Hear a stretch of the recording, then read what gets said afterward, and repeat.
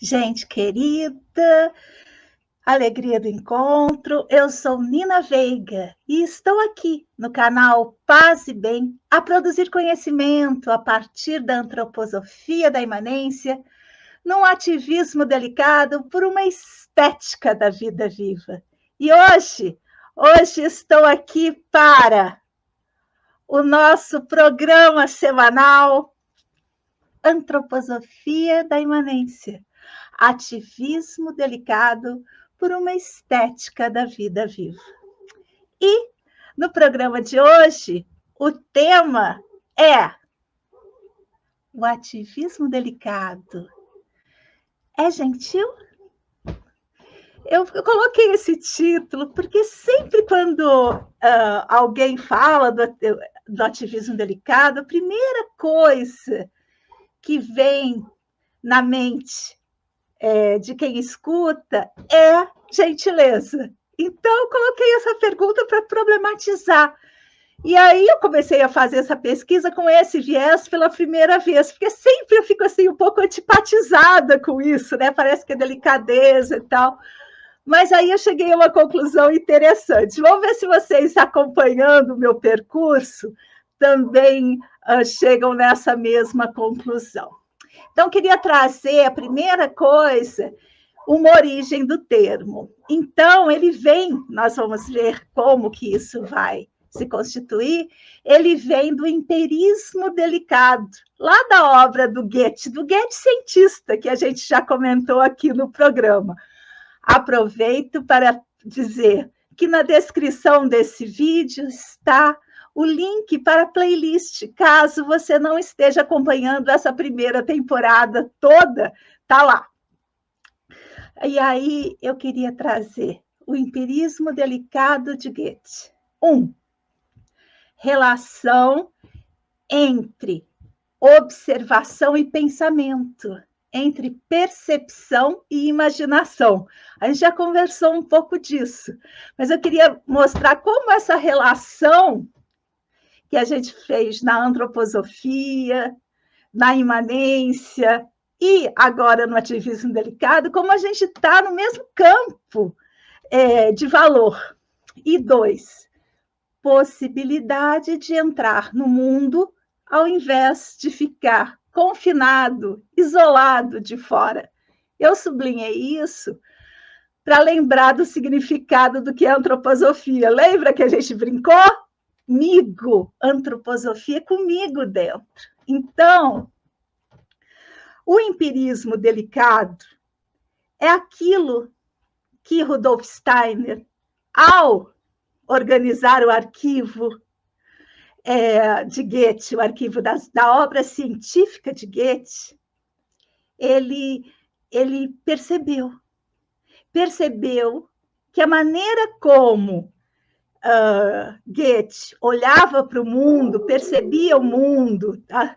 Eu até aprendi, uma pessoa linda que está acompanhando a nossa série falou assim para mim, sobre, ao invés de só cosmovisão, cosmopercepção.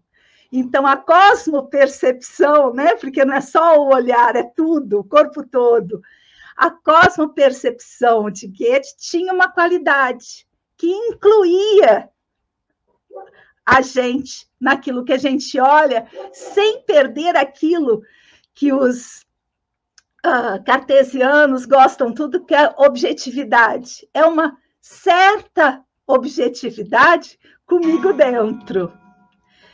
Muito bem. Então, vem o termo delicadeza. Eu até separei um texto até meio longo não, curto, mas essa obra da qual eu tirei aqui, eu vou mostrar quem é o autor, e eu até separei um trecho para ler para vocês.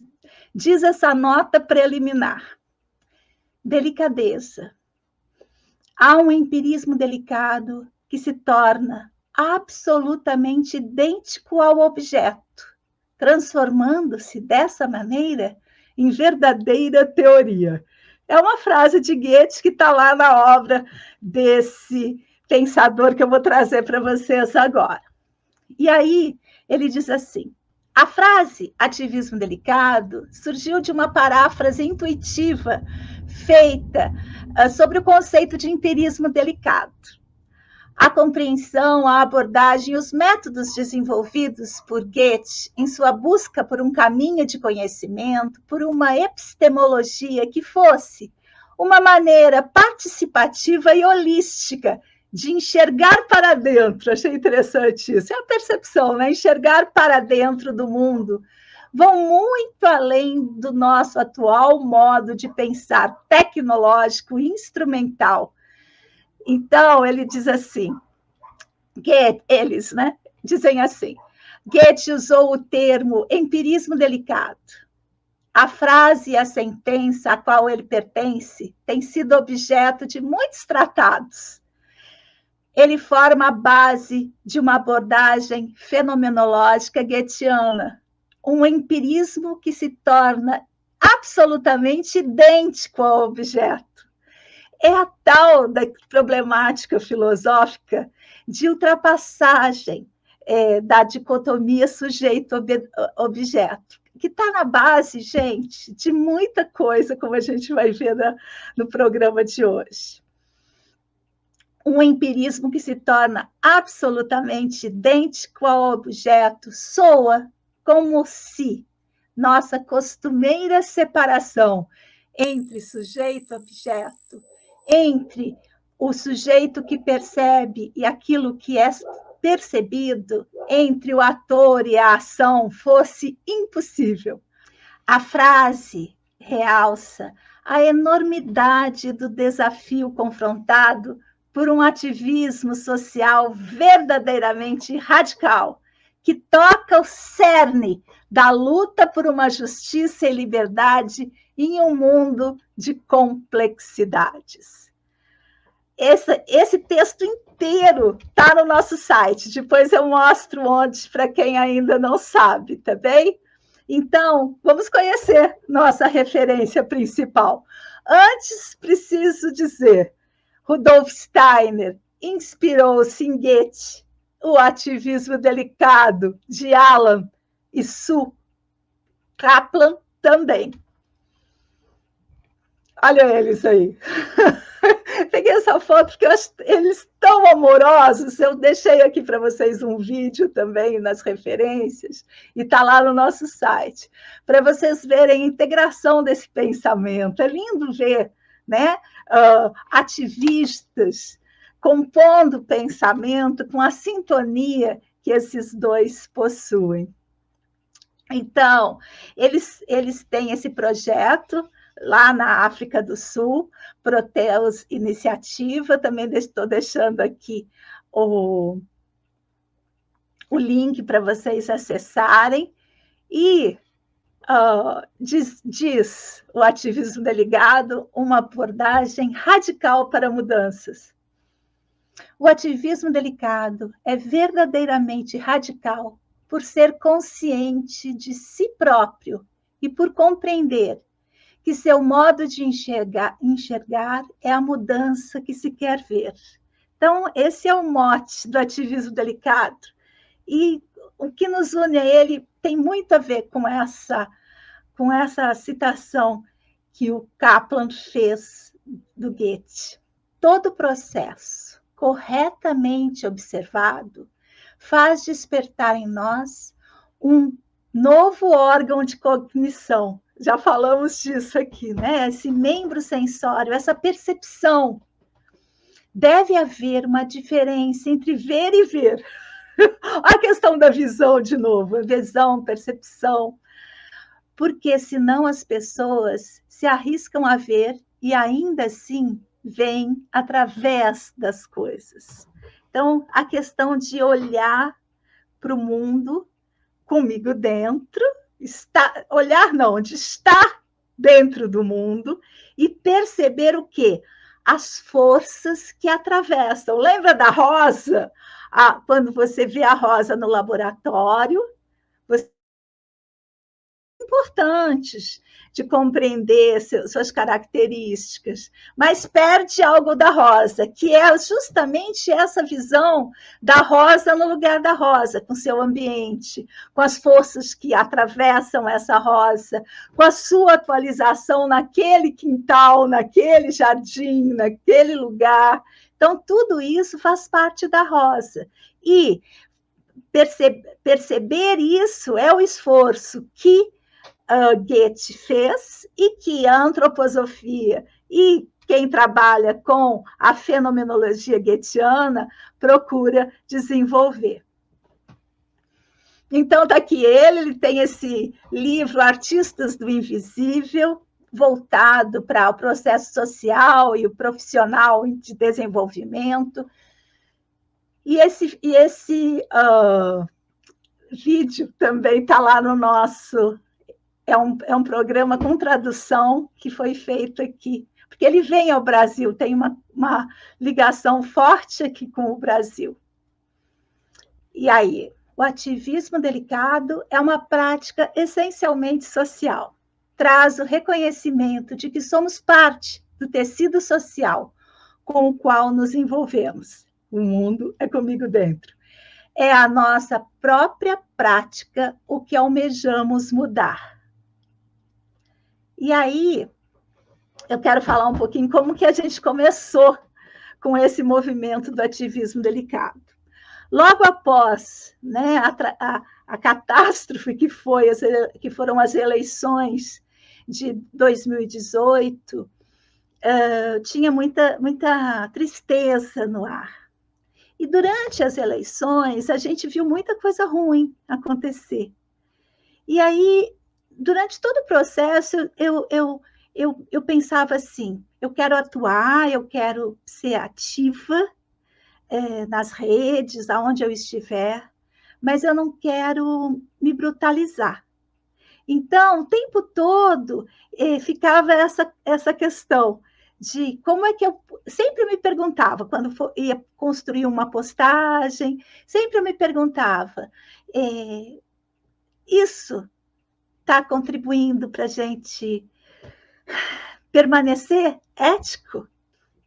E aí nós começamos a fazer um movimento. Eu e algumas pessoas que se interessaram, a gente começou a fazer um movimento de ativismo delicado, que era justamente compor ações caseiras, como a gente chamou, de resistência. Então, ações pequenas para resistir àquele mundo que estava imperando, que ainda impera, mas que a gente continua ativo para mudar. Então, queria trazer esse verso para introduzir um método vivo. Eu acho ele lindo, vou mostrar depois quem é o autor, o Guto Gutierrez, trouxe o site deles para quem se interessar. Então, ele diz assim: existe uma forma de conhecer nem muito aberta, nem muito fechada, que não busca o fim do processo de conhecimento ou a definição última, que não provoca paralisia, fragmentação ou morte daquilo que pesquisa, mas se move delicadamente, se dobrando ante o que vê e o que não vê. Acho isso lindo. Que nos permite soltar as amarras do controle do pensar, embora seja árduo, para fazer emergir, num tempo próprio, um fluxo vivo de significados que nos comove. Uma forma de conhecer que empresta do brincar à leveza, da leveza ao rigor, do rigor à maravilha. Nossa, eu achei que ele estava muito, muito inspirado. É o Guto Gutierrez, que ele diz assim da semente: como sondar o mistério da semente? Essa que contém em si adormecida todo o potencial da vida, de não apenas uma, mas de milhares de outras vidas. é demais. Então, o site dele está aqui também, está lá no nosso site também, todos os caminhos. Muito bem. Aproveitando que eu trouxe a referência do Guto, quero trazer outras referências que são queridas aqui de casa. Então, tem ex-social, pensamentos vivos, relações saudáveis, compromissos genuínos. E aí eu tenho até um vídeo com eles que eu trago, que eu trouxe a antroposofia da imanência, que eu estou deixando lá no nosso site também para vocês conhecerem. Temos o Instituto Fonte, que é o que também tem relação, todos têm relação com a Sue e o Alan Kaplan. Então, são dois caminhos assim, muito interessantes para vocês conhecerem. Por fim, um pouco de estudo filosófico. É complexo, mas importante para quem quer se aprofundar. Então, eu trouxe aqui uma citação do Gordon Miller, na introdução de um dos livros da obra científica de Goethe que é mais popular, que é a Metamorfose das Plantas. Então, diz assim, Goethe ecoou a visão holística de Spinoza da realidade em sua convicção de que, olha a chave, tá, gente, do pensamento, espírito e matéria, alma e corpo, pensamento e extensão, todos esses pares binários que produzem dicotomia, olha que interessante, são os integrantes gêmeos necessários do universo e serão para sempre. E para nós compreendermos não só o aspecto material exterior, mas também o aspecto interior, ideal ou ideal, até gosto de falar assim, ideal, né? que é das ideias, dos pensamentos, ou arquetípico das coisas naturais, Goethe descobriu que, correspondentemente, devemos empregar ambos os olhos, os do corpo e os olhos da mente, do espírito, tanto a percepção sensorial quanto a intuitiva, em harmonia constante e espiritualizada. Eu acho isso muito importante porque legitimar a nossa intuição, a nossa percepção, é um movimento de poder. Porque muitas vezes, diante de um conhecimento duro, dado, nós vamos tratar muito desse assunto aqui, nós deslegitimamos aquilo que a gente não enxerga direito, mas que a gente intui. E eu acho que fortalecer os nossos processos intuitivos, contraintuitivos, saber lidar com eles, né? Tem o Siddhartha Ribeiro que fala dos sonhos, com todos esses universos simbólicos que nos permeiam. Isso é um esforço que a gente do contemporâneo tem que fazer muito, muito, muito. Porque, né, fomos adestrados a acreditar em algo que se diz muito forte, mas que é tão frágil, né? Essa razão é tão fraquinha. E ele continua, o Gordon Miller, tá, gente? Goethe foi especialmente tocado pela proposta de Spinoza de que, quanto mais entendemos as coisas específicas, mais entendemos a Deus. E ele, aquele Deus de Spinoza, né, esse Deus da potência, e ele juntou empirismo rigoroso com imaginação precisa para ver determinados fenômenos naturais como símbolos concretos dos princípios universais, organizando ideias ou leis intrínsecas da natureza. A partir da percepção sensorial dos elementos exteriores, a abordagem científica de Goethe busca o objetivo maior de um conhecimento que ilumina, aquece. Eu gosto de aquece em vez de ilumina, que aquece a partir de dentro de si. Essa maneira de saber, a partir de dentro, está enraizada, em última análise, numa harmonia ou identidade entre o espírito humano e o espírito da natureza, quando um espírito fala para o outro. Eu acho isso de uma alegria. Esse pensamento nos alegra. Por quê? Porque é aquele pensamento que ele é inclusivo e não exclusivo. Ele não separa, ele inclui. Muito bem. E aí, nosso GA4, né? O livro Filosofia da Liberdade, de Rudolf Steiner, diz: a realidade que o dualismo, ou seja, esse pensamento da razão, que separa mente e corpo, que separa natureza e cultura, que separa. A realidade que o dualismo procura de trás do mundo empírico, ou seja, de trás daquilo que a gente vê, que a gente percebe com a nossa corporeidade, o monismo encontra dentro dele. Ou seja, para esse pensamento inclusivo, os significados não estão fora do mundo, estão no mundo mesmo. Bem, vamos ver o nosso caminho até aqui. Então, já fizemos uma jornada, estamos quase no final da nossa primeira temporada, que é uma temporada de apresentação, né, introdutória, que ficamos no título. Então, o primeiro programa fez aquela apresentação, depois, o que é antroposofia, onde o mundo é comigo dentro, é a chave, depois, imanência, como assim, onde a gente falou a mesma coisa que a gente falou hoje, com outras palavras, que diz: aquilo que a gente quer perceber está ao nosso alcance. E hoje, o ativismo delicado é gentil?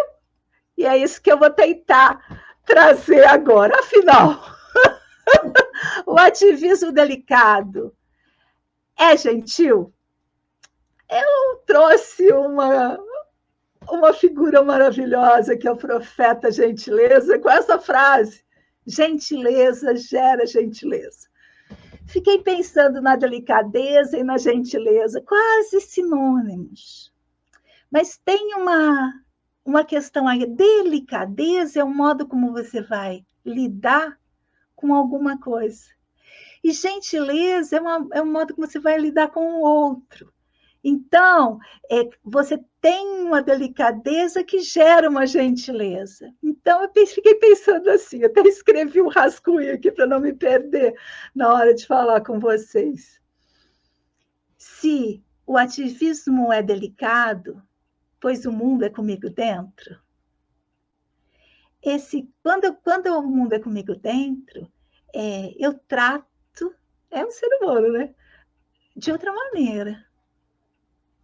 De outra maneira, porque se eu me considero fora do mundo, eu critico, eu repudio, né? eu desqualifico. Mas se eu estou dentro, eu vou pensar 2 vezes em fazer isso. É um instinto de preservação. Talvez isso vá gerar uma delicadeza. E essa delicadeza, quase sempre, ela é expressa com movimentos gentis, que incluem a mim e o outro no mesmo mundo. Se, junto ao profeta Gentileza, que figura, né, gente? Podemos concluir que a gentileza gera gentileza, é possível inferir que o ativismo delicado pode ser gentil, sim. Então, também coloquei um caminho para quem não conhece, para quem é jovem, não conhece o profeta Gentileza, coloquei também um caminhozinho para ele lá nas nossas referências. Então, antes do verso, vamos organizar nosso estudo. Tem gente fazendo Tem gente fazendo caderno, estou achando ótimo. Lá no site do Ativismo Delicado, né? Ações caseiras de cuidado e resistência. A gente tem a nossa página do Passe Bem. Lá tem todas as referências, tem o PDF dessa apresentação que eu coloquei aqui para vocês. Tem as referências que eu usei hoje, que foi o Goethe, né, do Metamorfose das Plantas, a introdução, a edição inglesa do Gordon Miller. Coloquei o Alan e a Sue Kaplan também, e esse texto inteiro, o Ativismo Delicado, uma abordagem radical para mudanças, também está no nosso site, assim como o Filosofia da Liberdade, do Rudolf Steiner, também está no nosso site. Então, eu queria encerrar com um verso para um ativismo delicado. Mário Quintana hoje, tá, gente? Sentir primeiro, pensar depois. Perdoar primeiro, julgar depois. Amar primeiro, educar depois. Esquecer primeiro, aprender depois. Libertar primeiro, ensinar depois. Alimentar primeiro, cantar depois. Possuir primeiro, contemplar depois. Agir primeiro, julgar depois. Navegar primeiro, aportar depois. Viver primeiro, morrer depois. Sigamos juntas a produzir conhecimento por uma estética da vida viva.